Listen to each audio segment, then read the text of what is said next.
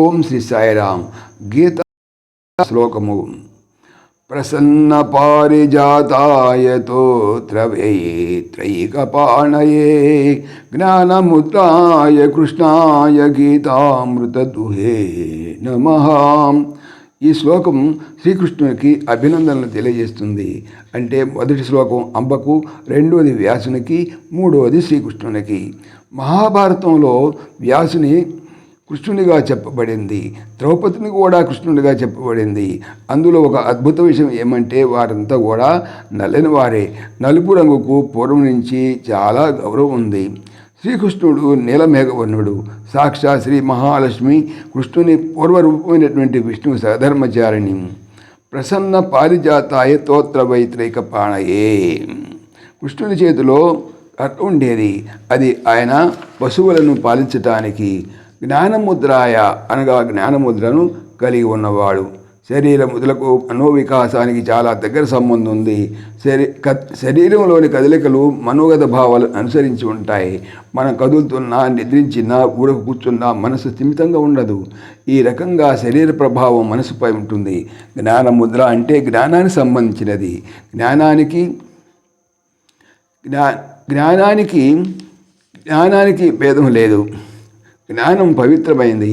అట్టి జ్ఞానాల వెనుక ఒక దేవత ఆశీనురాలయ్యింది. ఆమెయే సరస్వతి.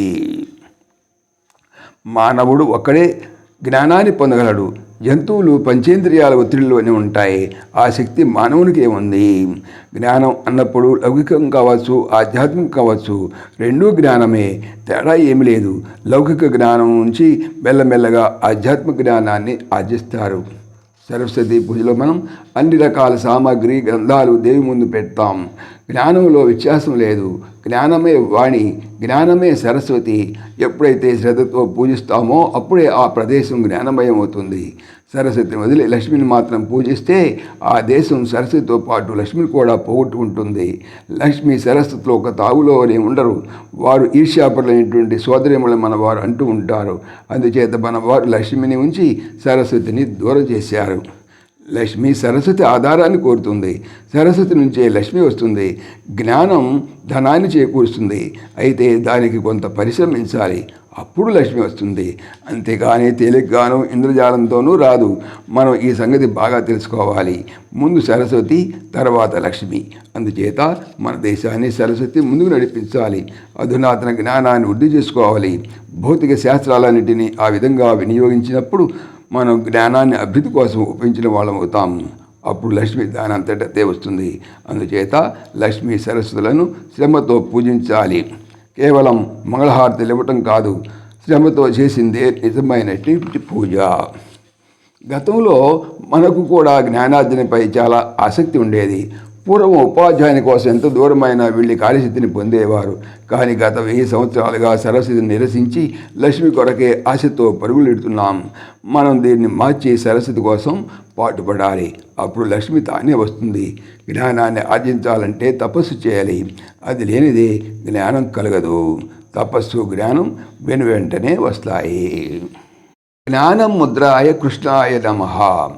ఎవరికైతే జ్ఞానముద్ర ఉందో ఆ కృష్ణునికి వందనములు. గీతామృత దుహే.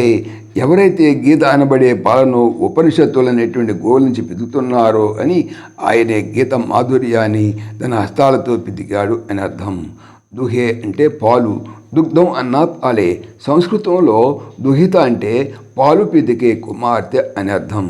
ఈ పాలు పితికే భావన మనం రాబోయే శ్లోకాల్లో తెలుసుకుందాం. జై శ్రీకృష్ణ. సాయిరామ్. ఓం దేవకీ నందనాయ విద్మహే వాసుదేవాయ ధీమహి తన్నః కృష్ణ ప్రచోదయాత్. ఓం సర్వం శ్రీకృష్ణార్పణమస్తు. జై శ్రీకృష్ణ. జై జై శ్రీకృష్ణ.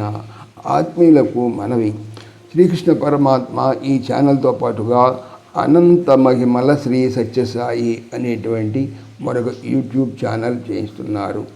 దీనికి సంబంధించిన లింకు డిస్క్రిప్షన్లో చూడవచ్చు. జై శ్రీకృష్ణ. జై జై శ్రీకృష్ణ.